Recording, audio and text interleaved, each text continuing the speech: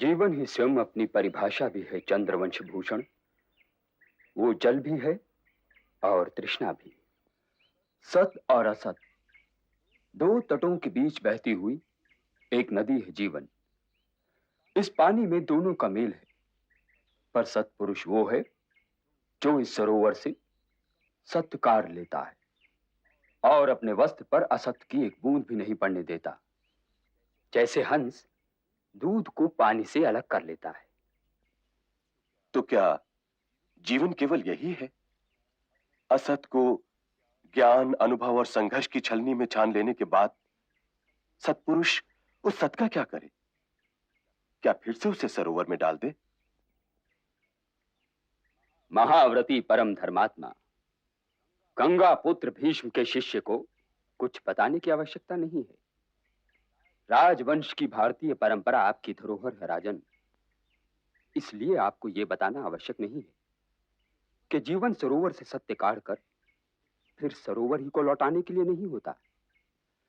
जब सत्य हाथ आता है तो पुरुष को यह ज्ञान होता है कि वो ऋणी है, कि उसे मृत्यु लोक त्यागने से पहले 3 ऋण उतारने हैं।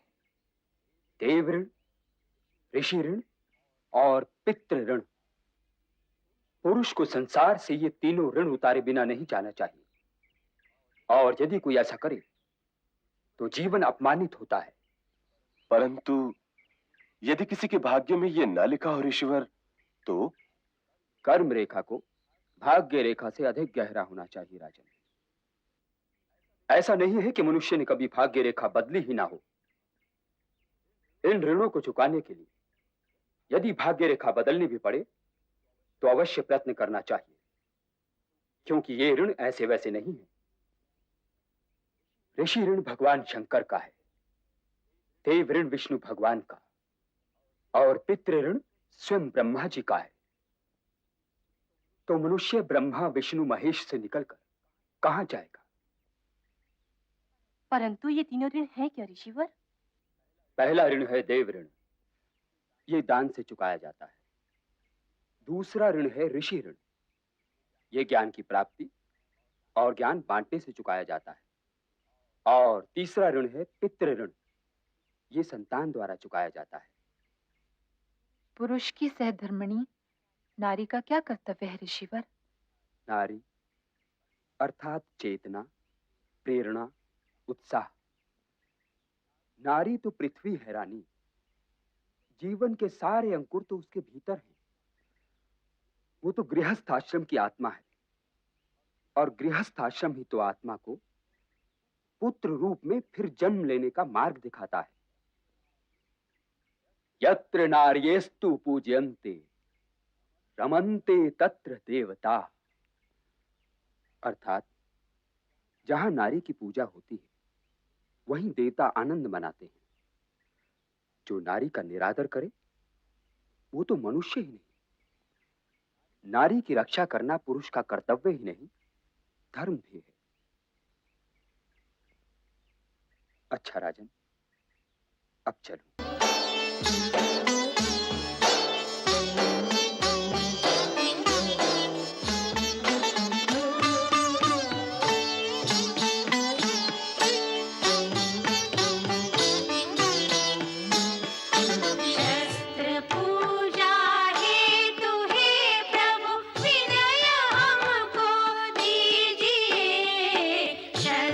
पूजा है तो हे प्रभु विनय हमको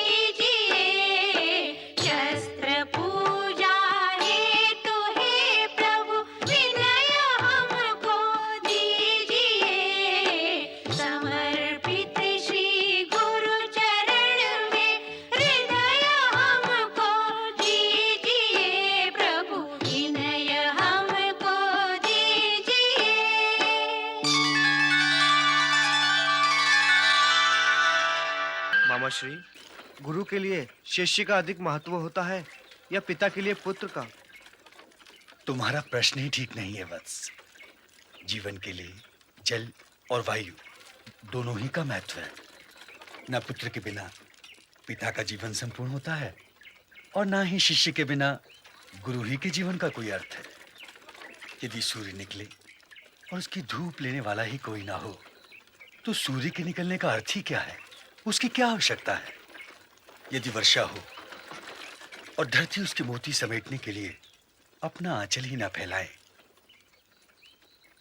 तब मेघ का श्रम तो अकारथ ही गया ना। जैसे पुत्र पिता की पहचान होता है वैसे ही शिष्य गुरु की पहचान होता है। परंतु पुत्र और शिष्य में एक अंतर अवश्य होता है।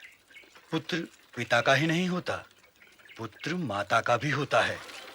उसका प्रेम, उसकी निष्ठा माता और पिता दोनों के बीच बटी हुई होती है। परंतु शिष्य केवल गुरु का होता है। परंतु तुमने ये प्रश्न क्यों किया? मुझे ये निर्णय लेना है मामाश्री कि मैं शिष्य बनूं या पुत्र। ज्ञान पैतृक संपत्ति या दाय नहीं है वत्स कि पिता से पुत्र की ओर चली आए। ज्ञान तो लेना पड़ता है और जो इसे ले ले इस पर उसी का अधिकार है। तब तो मैं पिताश्री का शिष्य ही बनूंगा। क्योंकि वहां से लौटकर तो वे आए ही नहीं। हो सकता है व्यंग का वह त्रिशूल उनकी छाती में वहीं गड़ गया हो भैया।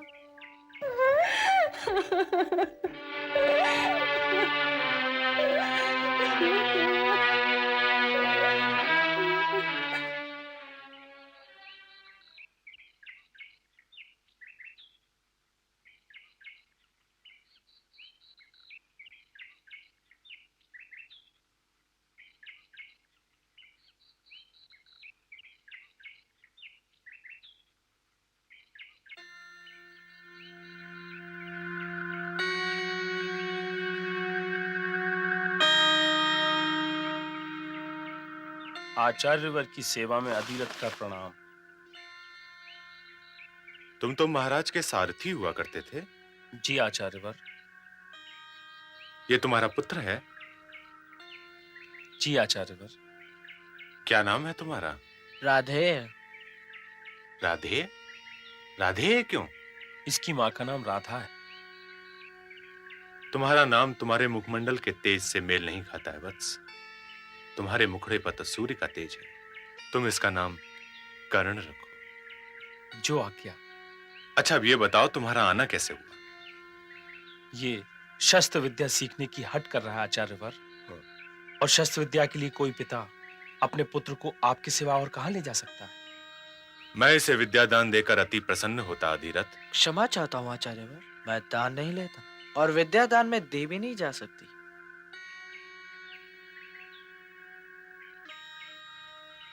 आयुष्मान बाबा।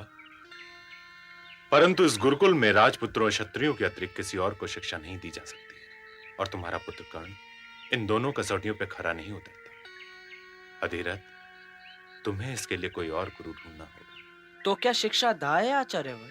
क्या माता सरस्वती पहले पिता का नाम पूछती है? कर्ण। संसार चाहे मुझे जिस नाम से पुकारे बाबा, परंतु आप मुझे राधे कहा कीजिए। आपके मुंह से कर्ण सुनकर ऐसा लगता है जैसे कि मैं आपका कोई लगता ही नहीं। क्या मैं एक प्रश्न कर सकता हूँ? अवश्य। ये युवक कौन है? ये मेरा पुत्र है अश्वत्थामा। अर्थात ना तो ये राजपुत्र है और ना ही क्षत्रिय। प्रणाम आचार्यवर। इसके लाखपन पर से क्षमा कर दीजिए गुरुवर।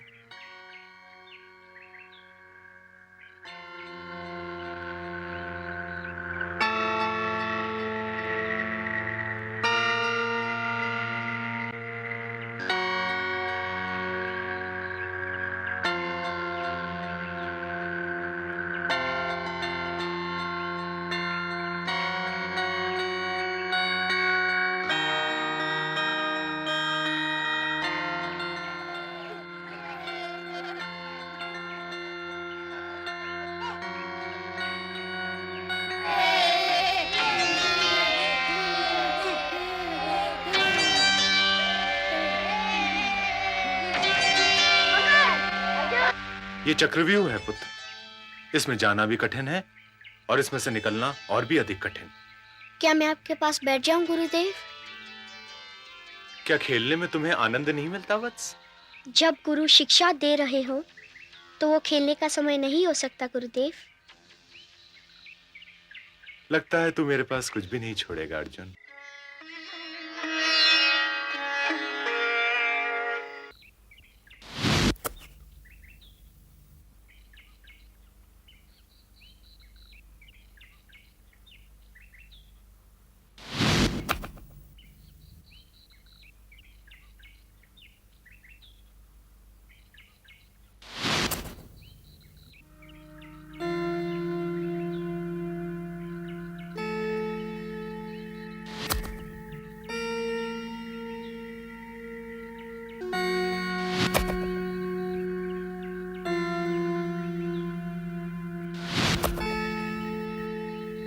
अब विश्राम करो वत्स।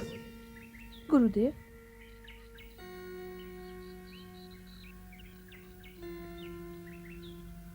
श्रेष्ठ धनुर्धर भव। आओ। ये वो परशुराम जी हैं जिन्होंने एक बार नहीं बल्कि बार बार अत्याचारी क्षत्रियों के विरोध में शस्त्र उठाए और भारतवर्ष को लगभग क्षत्रियों से सूना कर दिया और जीती हुई पृथ्वी प्रजापति कश्यप को समर्पित कर दी। प्रजापति के पुत्र सूर्य और सूर्य से सूर्यवंश, और जब उस सूर्यवंश में मर्यादा पुरुषोत्तम श्री राम ने जन्म लिया, तब उन्हें विष्णु का धनुष देकर इन्होंने अवकाश ले लिया। परंतु गंगा पुत्र देवव्रत के सिवा किसी क्षत्रिय को अपना शिष्य नहीं बनाया। वाण में धनुर्धर के प्राण होते हैं कर्ण, अर्थात ये धनुर्धर का पहला कर्तव्य है कि वो अपने वाणों को अत्याचार, भ्रष्टाचार और अन्याय का साथ देकर कभी अपमानित ना करे, क्योंकि यदि कोई धनुर्धर अपना ये कर्तव्य भूल जाएगा तो उसी क्षण उसके तुणीर के सारे वाण निष्प्राण हो जाएंगे और विद्या उसके पास से यूं चली जाएगी जैसे इससे पहले उसके पास कभी रही ही ना हो। गंगा पुत्र देवव्रत के पश्चात आज तक किसी गुरु को तुम जैसा योग्य शिष्य नहीं मिला कर्ण, परंतु यदि तुमने वाणों की मर्यादा भंग की तो गुरु दक्षिणा में दी हुई मैं अपनी सारी शिक्षा तुमसे उस समय वापस ले लूंगा जिस समय तुम्हें उसकी बड़ी आवश्यकता होगी। तुम यहां से जब भी जाओगे वत्स, गुरु दक्षिणा दिए बिना ही जाओगे। शिष्य सरल सतपात्र को फलता है गुरु ज्ञान। गुरु की राखे आन जो रहे उसी की आन, रहे उसी की आन। तुम्हारी आंखों में प्रतिवाद का रंग क्यों है पुत्र? यदि मैं ये देखूं कि पुत्र तो मैं हूं, पर आपका स्नेह अर्जुन को मिल रहा है, तो मेरी आंखों में प्रतिवाद का रंग तो आएगा ही। तुमने कहा था कि तुम मेरा शिष्य बनना चाहते हो। तुम्हें मेरा पुत्र विधाता ने बनाया है, परंतु तुम सबको अपना शिष्य मैंने स्वयं बनाया है। यह गुरुकुल है, मेरे घर का आंगन नहीं। आंगन पर तुमसे अधिक अधिकार किसी का नहीं है, परंतु गुरुकुल में उसका अधिकार अधिक होगा जो सबसे अच्छा शिष्य होगा। अर्जुन तो वो नर है अश्वत्थामा जिसके कारण हमें नारायण के दर्शन होंगे। परीक्षा लिए बिना ही गुरु ने यह निर्णय कैसे ले लिया कि अर्जुन ही उत्तम शिष्य है? ठीक है, तुम्हारे संतोष के लिए परीक्षा ले ही लेते हैं। आओ।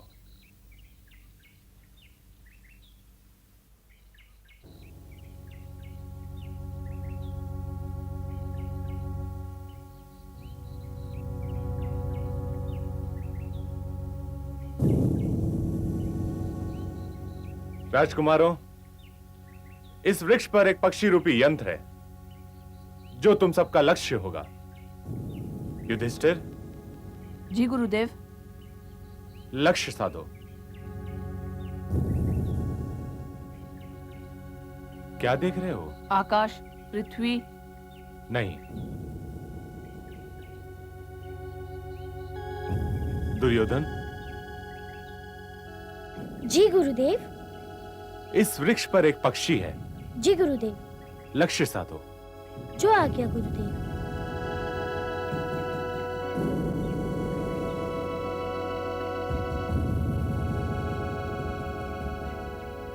क्या दिखाई दे रहा है?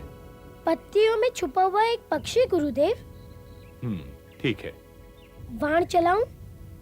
नहीं। जी गुरुदेव। अश्वत्थामा,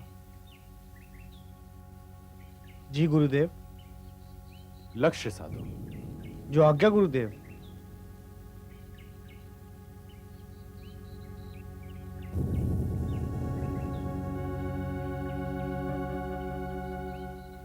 क्या दिखाई दे रहा है? आपके चरण, वृक्ष और पत्तियों में छिपा हुआ यंत्र। ठीक है, जाओ। जो आज्ञा गुरुदेव। अर्जुन, जी गुरुदेव। लक्ष्य साधो। जो आज्ञा गुरुदेव।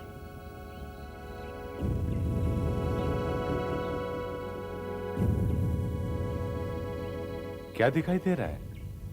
मुझे तो केवल पक्षी का सिर दिखाई दे रहा है गुरुदेव।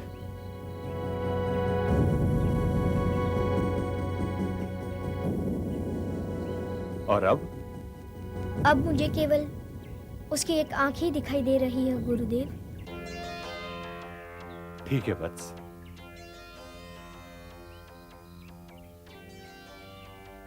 धनुर्धर को उसके लक्ष्य के अतिरिक्त और कुछ दिखाई नहीं देना चाहिए। आपका ये शिष्य क्षमा चाहता है गुरुदेव।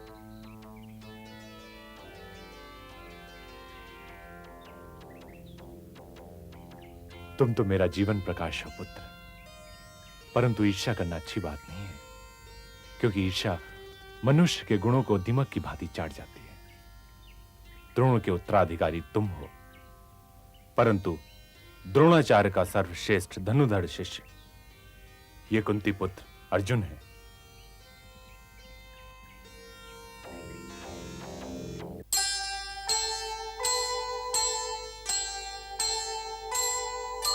ज्ञान दान गुरु से लिया, दिया मान सम्मान, गुरुकुल को गौरव दिया, शिष्य कृष्ण भगवान,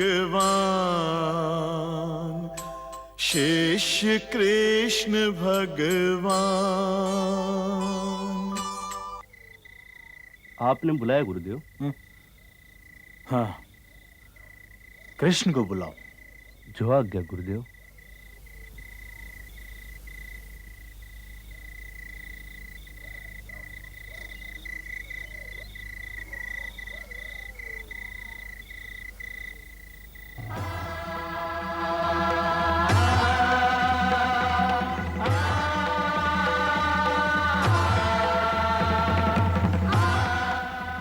प्रणाम गुरुदेव।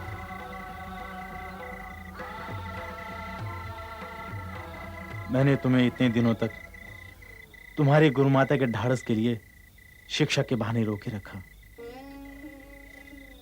परंतु यह गुरु को शोभा नहीं देता।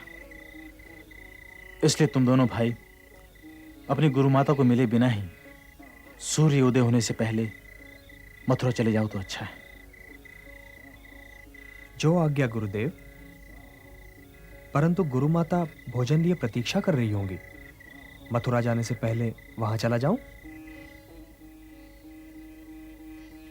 तुम पहले जहां जाना चाहोगे वहीं जाओगे। जाऊं कैसे गुरुदेव? भला गुरुदक्षिणा दिए बिना जा सकता हूं? मुझसे खिलवाड़ करते हो लीला पुरुषोत्तम कृष्ण। परंतु लीला में भी कर्तव्य पालन तो करना पड़ता है गुरुदेव। गुरु दक्षिणा दिए बिना शिष्य का विद्या पर कोई अधिकार हो ही नहीं सकता। तो क्या आप ये चाहते हैं कि मैं यूं ही चला जाऊं? तो मैं गुरु दक्षिणा तुम्हीं पर छोड़ता हूं, जो चाहे दे दो। मैं तो अपनी गुरु माता का संतोष चाहता हूं। चाहता तो मैं भी यही हूं, परंतु गुरु को अपना स्वार्थ देखने का कोई अधिकार नहीं। परंतु शिष्य को तो अपना स्वार्थ देखने का अधिकार है ना गुरुदेव। गुरु माता ने मुझे वो स्नेह दिया जो केवल एक माता के पास होता है, और वो भी केवल अपने पुत्र के लिए। मैं उस स्नेह को छोड़कर कभी नहीं जा सकता। परंतु तुम उसे खोजोगे कहां? इतने बरस बीत गए हैं। तुम दोनों के जाने के पश्चात गुरु माता पुत्र बिना जीना सीख ही लेगी। मैं उसे खोजने अवश्य जाऊंगा गुरुदेव। परंतु तुम उसे खोजोगे कहां? जाना तो वहीं पड़ेगा जहां ऋषिपुत्र खोया था।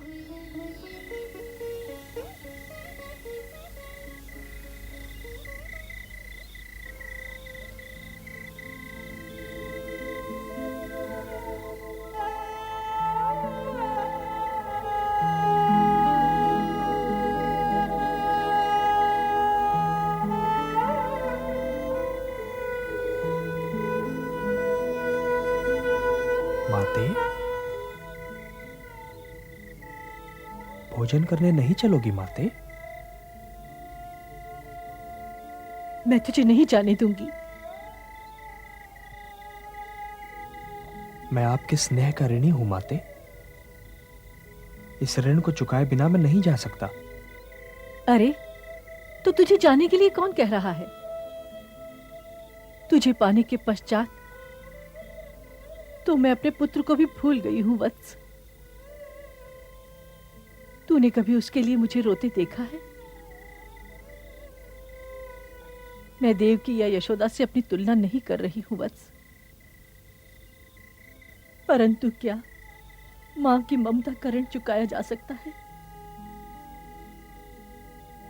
अरे, मां के हृदय की पीड़ा तो स्वयं नारायण भी नहीं समझ सकते, क्योंकि वे परम पिता हैं, परम माता तो नहीं है ना। माते,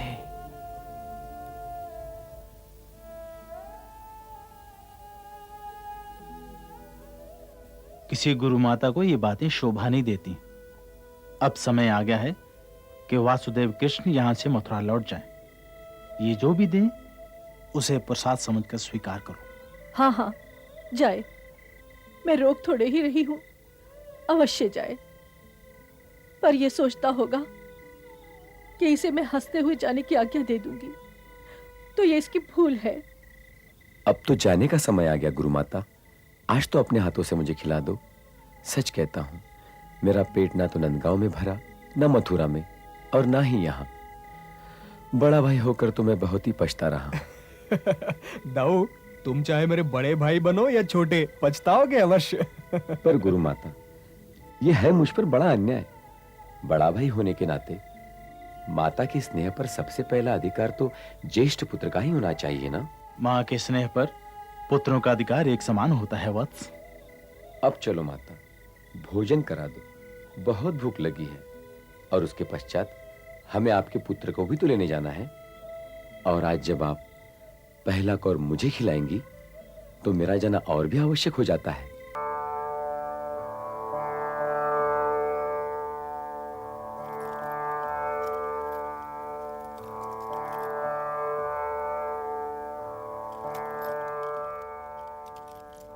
आयुष्मान भव, चिरंजीवी भव, यशस्वी भव। प्रणाम ऋषिवर व्यास, ये अंगराज कर्ण है। त्रिलोक में जो भी कुछ ज्ञान रखता है वह इस महान योद्धा को जानता भी है और पहचानता भी है।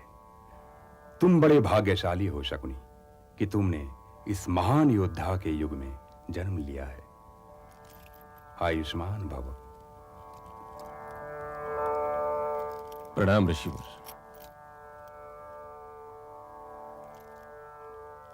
प्रणाम ऋषिवर। प्रणाम नहीं देवकी नंदन, परिणाम कहो। आयुष्मान भव।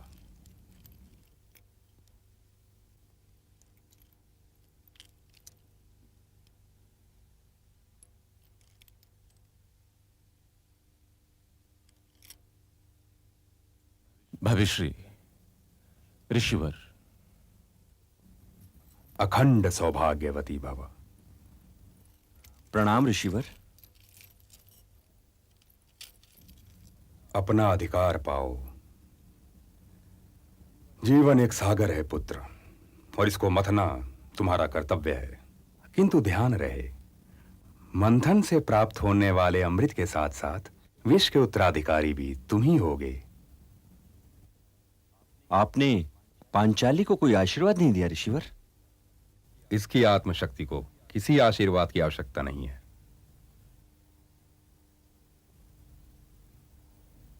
अपने केश का ध्यान रखना पुत्री।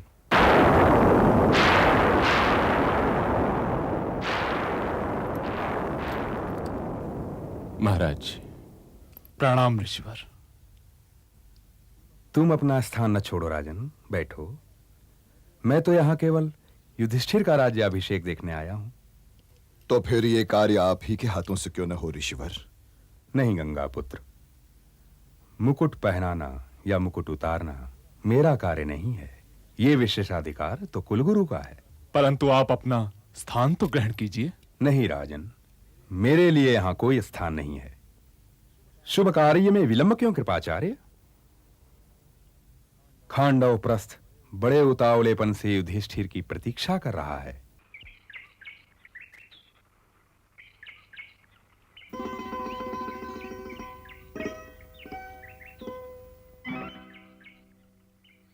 कृपया अपनी पूंछ हटाइए।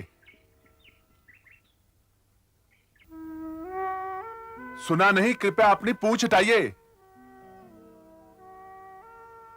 पूंछ हटाइए। अरे राम का नाम लो भाई, मुझे विश्राम करने दो। पूंछ हटाते हो कि उठाकर फेंक दूं? कहा ना भैया, राम का नाम लो। पूंछ हटाते हो कि मैं हटाऊं? हटा दो भैया, हटा दो।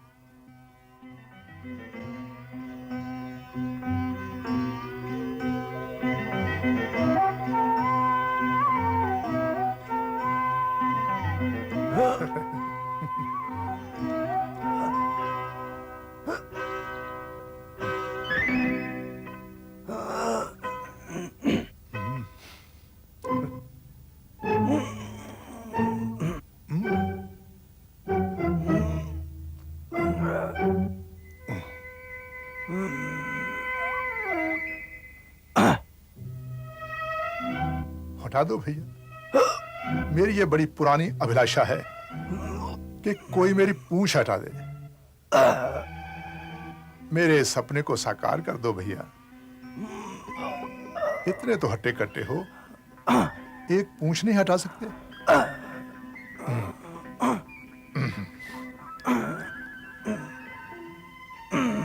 हटाओ हटाओ। हटाओ। हाँ?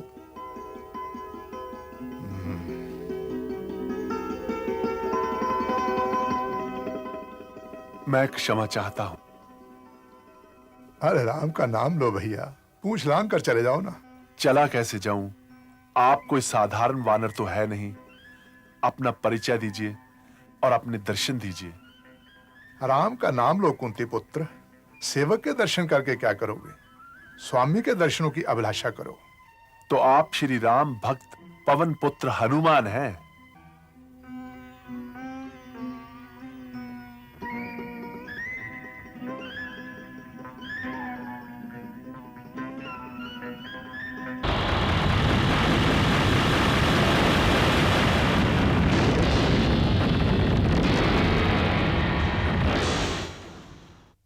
जय श्री राम।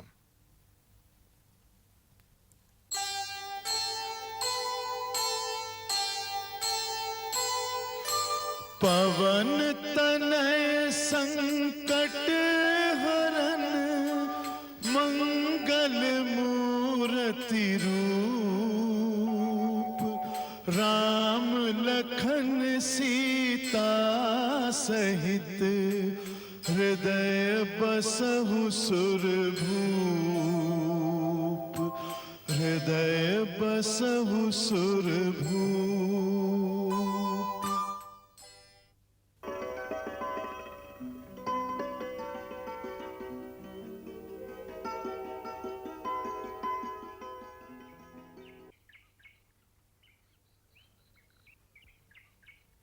यदि मैं पवन पुत्र हनुमान नहीं होता तो तुम्हें बार बार भाई क्यों कहता?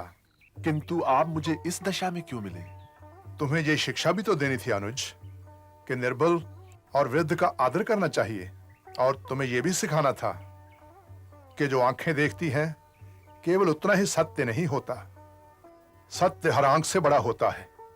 तुमने देखा कि एक वृद्ध वानर लेटा हुआ तुम्हारी बाहों के कसबल को चुनौती दे रहा है और तुमने चुनौती स्वीकार कर ली।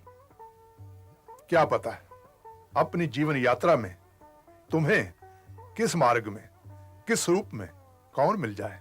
क्षमा चाहता हूं, अब कभी ऐसी भूल नहीं होगी। अच्छा, अब तुम जाओ। हमारा निवास यहां से अधिक दूर नहीं, आप वहां चलकर विश्राम कीजिए और मेरे भाइयों को भी आशीर्वाद दीजिए। मेरा आशीर्वाद तो सदैव तुम लोगों के लिए है।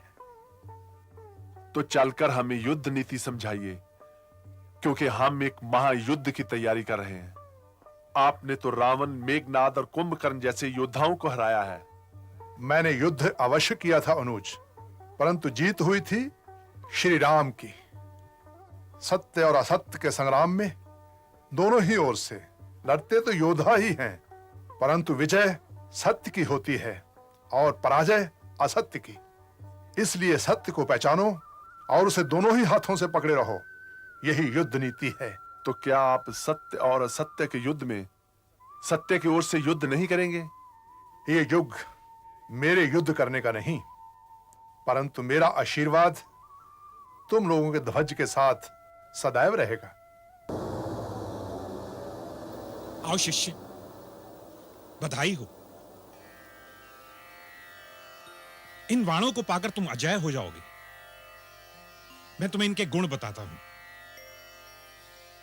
पहले वाण पर यदि तुम सिंदूर लगाकर छोड़ोगे तो ये लक्ष्य और शस्त्र दोनों को एक स्थान पर एकत्रित करके उन पर चिन्ह बना देगा। दूसरा वाण छोड़ोगे तो ये लक्ष्य और शस्त्र दोनों को समाप्त कर देगा। और ये तीसरा वाण अतिरिक्त है, इसकी तुम्हें कदाचित आवश्यकता नहीं पड़ेगी। शिष्य, अब तुम में ऐसी शक्ति आ गई है कि तुम चाहो तो सृष्टि का नाश भी कर सकते हो। यह सब आपकी कृपा है गुरुदेव। आपने मुझे कृतार्थ कर दिया है और आपकी गुरुदक्षिणा भी मुझ पर अनिवार्य हो गई है। गुरु दक्षिणा में तुम्हें मुझे 2 वचन देने होंगे शिष्य। पहला वचन तो ये कि तुम इस अद्भुत शक्ति का प्रयोग केवल युद्ध में ही करोगे, किसी निजी झगड़े में नहीं।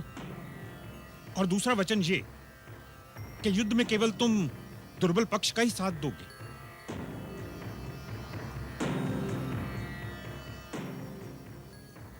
मैं आपको वचन देता हूं गुरुदेव, मैं इन वाणों का प्रयोग निजी झगड़ों में नहीं करूंगा और युद्ध में दुर्बल पड़ने वाले पक्ष का ही साथ दूंगा।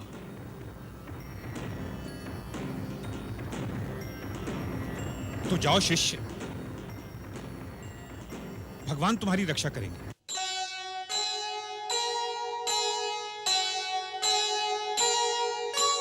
जब भी जाओ युद्ध में दो दुर्बल का साथ, सदा रखेंगे बाण ये, विजय तुम्हारे हाथ, विजय तुम्हारे